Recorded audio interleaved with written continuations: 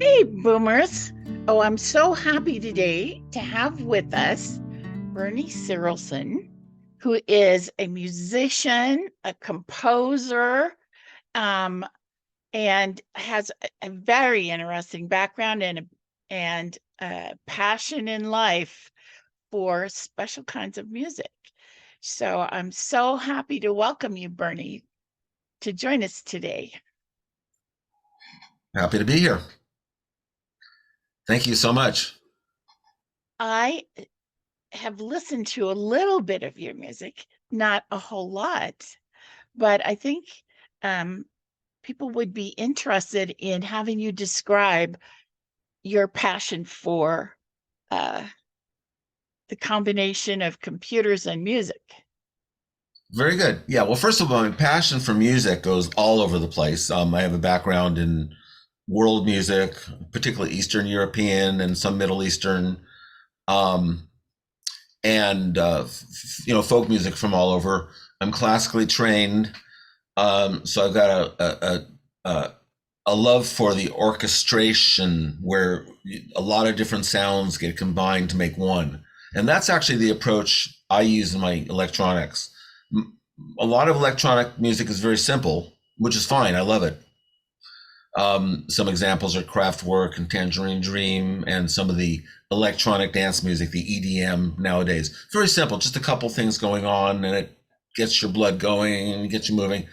But my approach is actually to build sounds out of a lot of little components. You might not hear it when you listen to the music, but all of a sudden a sound changed, not by virtue of a knob, but by virtue of part of it just disappeared or got added in.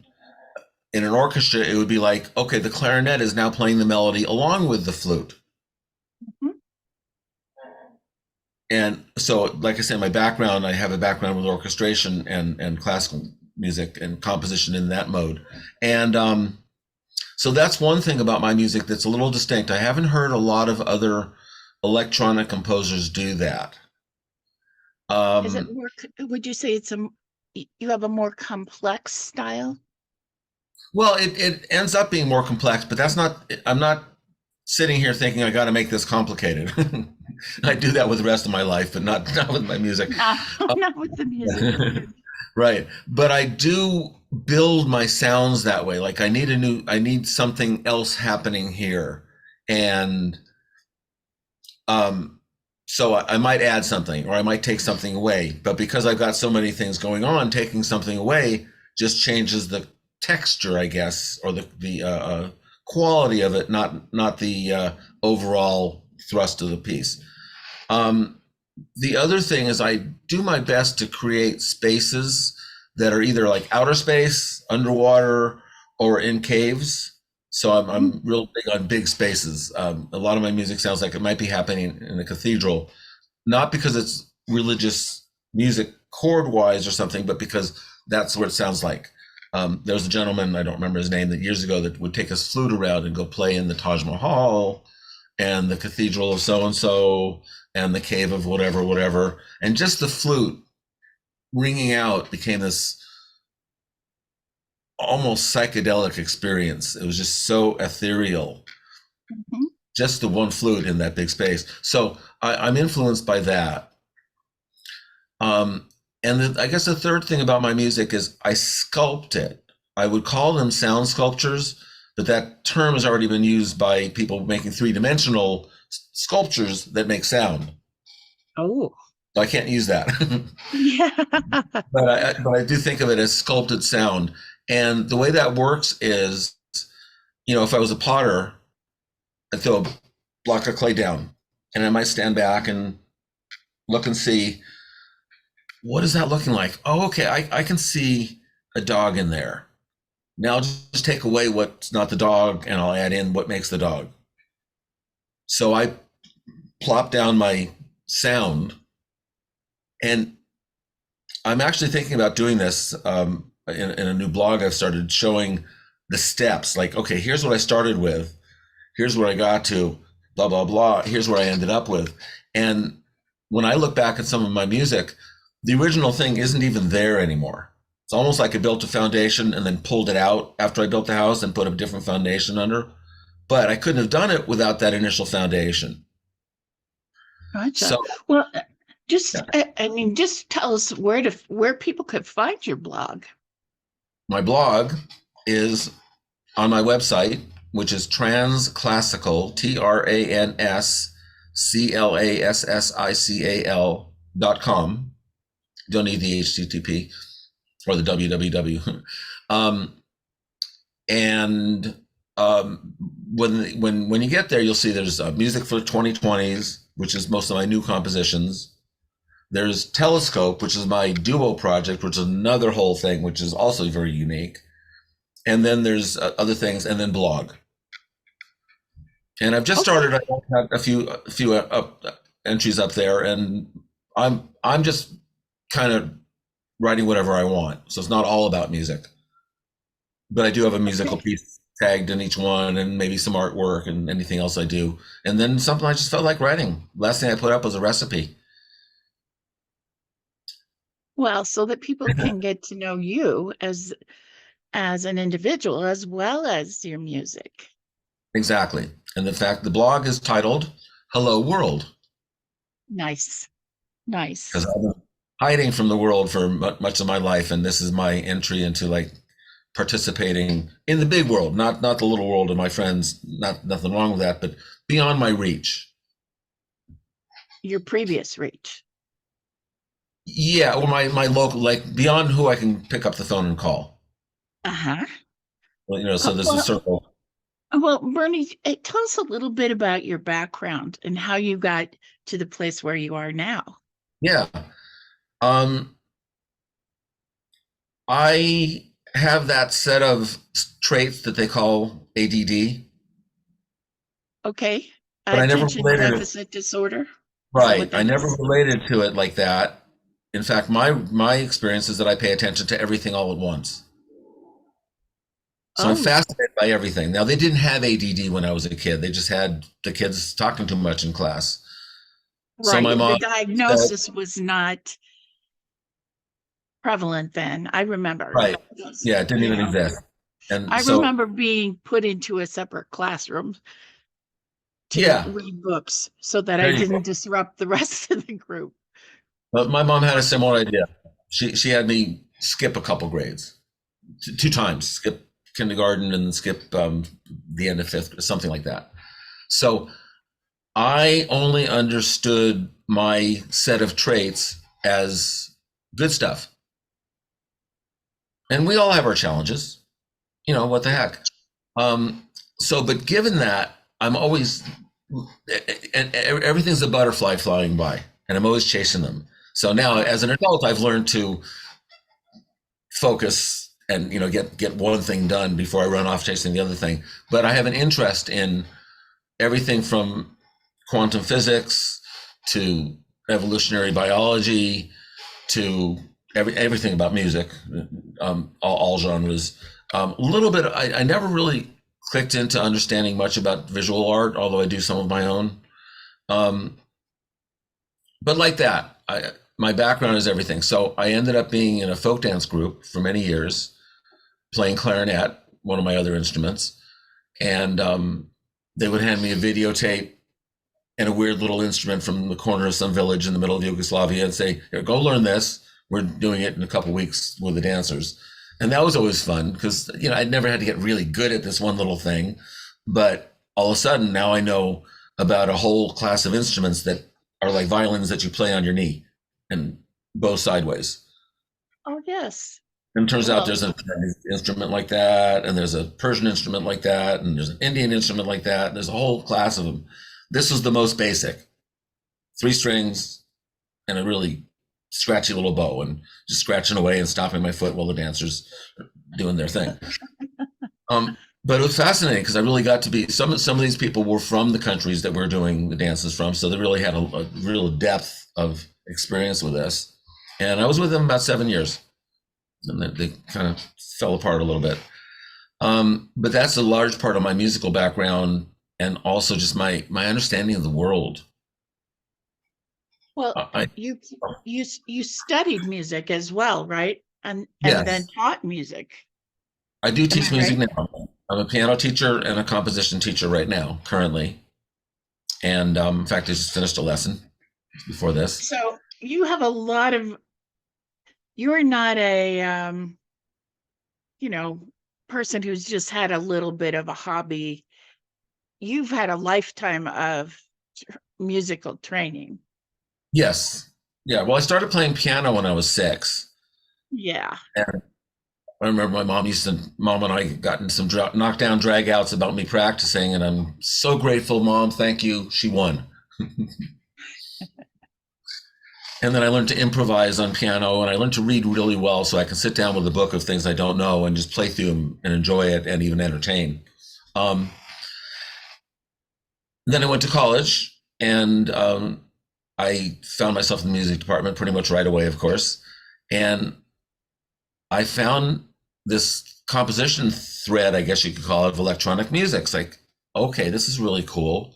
They're taking reel to reel tapes and chopping them up in little pieces and then recombining them and then playing loops and mixing them together and all that. So my first composition was with tapes like that. And then, oh, there's these synthesizers. They look like big old telephone switchboards with patch cords and plugs. You've seen them on pictures of albums. And like, wow, this is like clay. I can make anything. And then the next semester was the the computer-based composition, where everything's done inside the computer, and which is what I do now. My music never sees the light of day until it's done and played through something. And what I thought, so there's infinities and then there's infinities. Well, now the infinity of what I can do is I can literally make any sound I can imagine, which becomes a problem. I sit down in front of us, okay, I can do anything. Now what? I have to come up with some sort of theme. Either I've done music based on mathematical series, like Fibonacci series. I've done music based on a chord progression that I played. Right now, I'm doing something called the planets. Not the same as Gustav Holst's planets. He did one for each planet. I'm doing one with all the planets rotating around each other and doing a lot of spatial manipulation. So like it's over there, it's over there. Oh, that sounds so interesting. I have a grandson who is interested in astronomy. He's interested in all the planets. I can only imagine there are many people who have that kind of a fixation, really, Yeah, of the planets and what they're, just imagining the yeah, planets and how they move and what they're like. right. And just kind of imagining the dance that's going on up there, and the whole galaxy and the whole universe is it's so. Like you said, my background has been pretty straightforward through music, but with all these other interests, I guess now that you ask, I could say that I see and hear everything else through my experience of music. Mm-hmm. So I do think of the universe as dancing. Other people might have a different metaphor that they see it through, right? Like an engineer might see all the gears and mechanism, and I love that too. But I more hear it and imagine the dance. That's lovely. Yeah. That's just lovely, Bernie. Same thing with my relation with my understanding of physics. There's a dance going on there somewhere. More and more we hear about that, Yeah. and that nothing physical really exists, that it's Right. all energy. When you get down to the smallest particles, there's no particles. It's Right. Exactly. Exactly. it's all energy, um, which is kind of a mirror of the universe in It's a large. macro. Right. I So don't know. It's just if I get too fascinating. heady, I think about that stuff to bring myself back down to a little humility. Well, yes. Well, we create what we can create, right? Yeah. So, and the other, for me at least, interesting, and I'm kind of proud of this. Some people might think it's kind of a little nutty, but I never got a degree in school. in college. I went for 13 years because I found myself in that computer music lab and I never left. I took other classes. Ah, I have enough units for like 2 degrees, but all in the wrong place. But I didn't, in those days, it didn't matter. School was like $12 a unit. So an entire semester plus books was like $200, something like that. So I'll go here until I finally got a full-time job and making electronic music instruments, of course. so you know how they work from I head know to how to, toe, so to speak. exactly. Yeah. From transistor to resistor. Yeah. Oh, that is so cool. Well, and so I also understand you do a fair amount of teaching.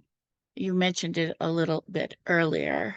When you teach, are you like just teaching people to play the piano, or do you teach them how to make this kind of music? It would be usually two separate lessons. So I don't have any piano students who are looking to compose electronically, but I do have one who's looking to improvise in jazz. And Mm. I'm, I'm, I'm able to take him so far. Eventually he'll have to graduate to a good jazz teacher. But so if I'm teaching composing, I'm teaching composing. It's a whole different, set. It's more like sitting at the computer with me and doing that. Um, I don't try and teach them to do it the way I do it. I try and give them the tools to do it the way they want to do it. As far as the teaching composition, Mhm. um, piano actually is fairly linear at the beginning. There's things that every piano player needs to know and to be able to do. It's a physical thing. It's whole brain hand coordination Mhm. and the like. And so with piano, it's pretty regimented. Although I really do try and allow people to have whatever expression they want in the midst of it. Um, as a profession, I consider myself a piano teacher. That if you ask me what do I do for a living, I teach piano. Mhm. I also make money helping people get their books published. Oh, wonderful. Yeah, Now, have you got some books published for I yourself? do actually. I do. And guess what they're about? Piano. Excellent. Yeah. So one's about piano practice techniques. Um, I suppose we can put a link up to that. It's on Amazon. Sure. And then there's one about how to improvise, how to find your way around these 88 keys in a way that makes sense from your perspective, even if you didn't think you had a perspective, Mhm. as opposed to this is what you should do. And I go through all the different scales and modes and chord progressions and things like with exercises to try this out, try that. What a great Um, way to learn music. I yeah. mean, I took piano lessons from second grade through, I think, my junior year of high school, and then it took another year in college. And uh, but I didn't learn all that stuff. I I learned how to play for the church orchestra, Okay. you know, and the church choir, and I played duets with the organist Hmm. on the piano until my hands got too decrepit and I can't play the piano anymore. Oh no. So, uh, but that happens to some of us, you know, and but to still love to hear it, I still love to hear it. I love to sing in the choir, and I Yes. love to I love to listen to what our organist does. We have a good organist, and she can play anything, and she taught her daughter to play the flute, so we get some flute. Nice. Cool. The Uh, organ was the original synthesizer. Well, I think that you could make a very good case for that because With it plays all, all kinds of things. right. And all those stops are additive. I'll use a little of this one, a little of this one, take that one out. And I have three keyboards and I got the foot pedals and which I never learned how to play. Yeah. Well, I took a couple lessons on the organ, but I like the piano better. myself. Yeah, I do too. But well, so are you still taking students if someone was Oh, interested? And absolutely. can you do it on Zoom? I've been doing it on Zoom almost, well, some people live close, but actually I've got a student in Maryland and I've got a student in either North or South Carolina. And then a couple students about 20 miles from me. So we alternate between in person and Zoom. Well, so we could add a note on your show notes of how people could get in touch with you if they were interested in Yeah, taking long distance piano lessons from a master. right. And there's a little blurb on my website also. One of the other headings is piano lessons. So it says a Perfect. lot about what I do. Yeah. And I love kids, but I really am craving young adult or grown-ups for new students. Partly because of the scheduling, because I've used up all the times that are outside of school. My favorite student is somebody who, like you, who played for a long time and then stopped Uh-huh. and will want to start again. So we got a great foundation, probably a lot of things to fix, but also just there's an intention there. There's like a forward momentum already coming from the students. Not like I'm doing this because my mom's making me. Uh-huh. So you really recommend, I mean, you encourage uh people like us, baby boomers, to, to reconnect with maybe some old hobbies or old Yeah, skills. absolutely. I've got two students. They're all my kids, but these two are actually 20 years older than me. They're in their 80s. And Ah, one of them played quite well. And so I'm working with her on that level. And the other one never played before. She's a brand new beginner. And granted, it's a little bit of a challenge for her at this point, at 88 or whatever it is, to learn something brand new. But she's doing it. She's playing Autumn Leaves and other stuff like that. So, but yeah, yeah, exactly. I do encourage well, that. And I also encourage people that might think they are physically not able. I had a stroke patient, not a terrible stroke. He couldn't use his hand, but by the time we were done, he was able to use all fingers again. Visualization wow. activity. So I can't call myself a healer, but I can say we can try. Well, yes. Well, so Bernie, it sounds to me that you have a passion for music and that it's not just a passion for your listening to music, it's a passion for providing something with your music. Am I Absolutely. on track here? You're very on track. Very much. Yes. Absolutely.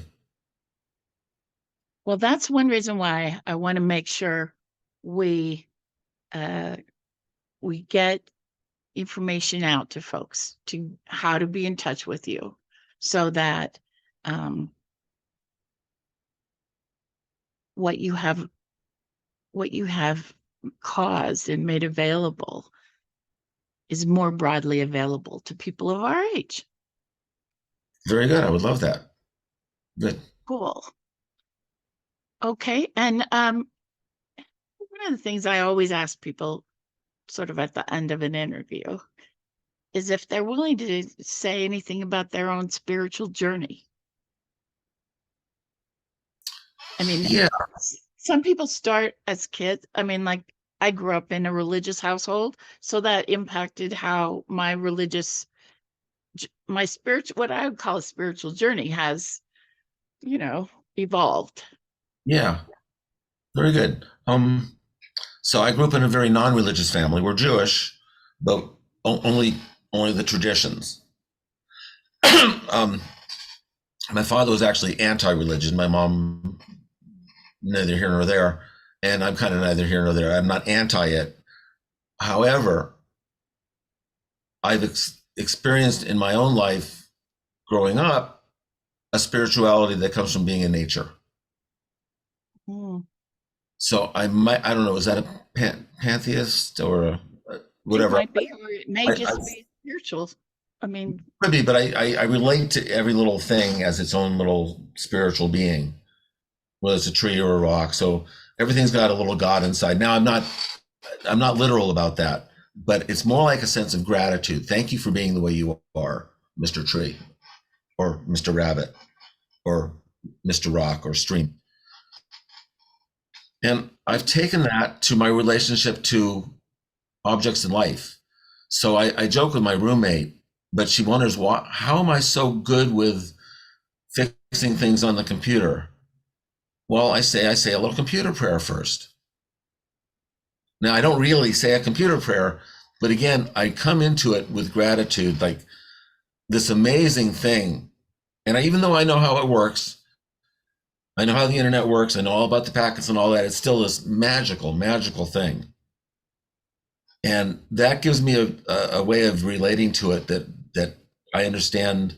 I grok it, if you know what that means. That was a term came from a science fiction novel many years ago. I remember. Yeah. um, so yeah, so that's my spiritual journey, is to really get into the essence of things, or to allow the essence of things to get into me. Mm. Well, and your music, wouldn't you say that there's an appreciation in your music for the things of this world Yeah, and things that out of this world. and yes, the universe? Yeah, and my intention with my music, if there's an overall intention, is to create a space for you to discover your own spirituality or experience or mind movies. If you close Yes. your eyes to my music, all of a sudden the colors start going and you know things start jumping around or whatever. So it's really a space for you. There's a lot going on. It's not like the music is just there's music like that too, which is wonderful. But there's a lot of activity, but it's really designed to create a space for you to discover yourself in. I love that. I love that. Well, before we go, tell us the name of your most recent music that's available to people. Let's see. The most recent thing is a rather frightening piece of music called "It's Not Nice to Anger Mother Nature," Okay. and it includes a quote from that old commercial. It's not nice to fool Mother Nature. Mhm. So that's not up there yet. Um, the newest that's up there, there's one called Pi Day 2022 from last March 14th. I would, you know what? It doesn't matter which one's newest. I got some old stuff in that list and some new stuff in that list, and I've got a whole bunch of new music dropping soon. Oh, great. Well, let's try to keep up with that so that I can just keep adding to your show notes Oh, very good. or a link to where your current music is going to be so that everybody can find it. Excellent. But also like I'm like so enrolled in what you were talking about, finding myself in your music. Are there some particular ones that you would recommend to start with? Yeah, Pi Day is pretty good. And Okay. it turns out that it's not nice to, I said piss off Mother Earth, not anger. But I'm going to change the title. I think it sounds better with anger. But that's a rough one, but everybody should listen to it. Um, Most of what's up here, embracing uncertainty is definitely that's the first one in my list. Second one, sorry, no, first one. And that I wrote right after we locked down, not Oh, knowing what's going to happen, yep. uncertainty. And I just came up with the idea of embracing uncertainty. And then I wrote this piece that's actually unlike anything else I've done. So Nice. I say go for it. I say, different people are going to like different things. If you like dark music, some of it's really satisfying. If you like light ethereal, some of it's good. Well, give me an ethereal piece. That the Pi Day is ethereal. The Pi Day. All right. That's spelled Pi, not Pie. Well, I know, but Okay, that's on National Pie Day, we eat pie in true. my family. Okay, right, right. And there's one that's called Stay Foolish, a little darker, a really lighthearted one called Lemonade. And then Prelude to a Possibility. Oh, That's I probably the heard a most bit of that positive. one. What Yeah, did you say? yeah. I said that's particularly enlivening or empowering. Empowering. All right. There you have it, boomers. You want to be empowered? We got Prelude to a Possibility for you. Right? Then it's up to you to create that possibility that's a prelude to. Yes. Oh, Bernie, thank you so much for spending this time with us today. And I'm looking forward to listening to more of your music than I have so far. Okay, boomers, that's it. See you soon. Welcome back, boomers. We had a great conversation with musician and composer Bernie Sirelson. And here's what I see as the takeaways from that conversation. One, music is wonderful, and you can love all kinds of music, and it's never too late to learn to make music. Second, there's a lot of new technology out there today, and we don't even know where it's going to go. But there are people like Bernie who've been experimenting with it and making some wonderful music. And third, it is possible to follow your passions in life. It's possible to take up old passions and have them lead you in the next chapter. Look at the show notes. There's a lot of links to Bernie's music. If you're interested in taking lessons from Bernie, there's a link for that. And there is a link to where you can actually get his compositions. And I just wanted to say a couple of the compositions that he's made. One is Pi Day 2022. One is Stay Foolish. Another more lighthearted piece is Lemonade. And you can find all of Bernie's stuff, his blogs, his music, his teaching on his website, which is www.transclassical.com. Okay, that really is it for today. If you liked this podcast, please leave us a review. And to be happy and healthy and on the go, check out Happy Juice at boomerslovehappyjuice.com. So long. See you next week.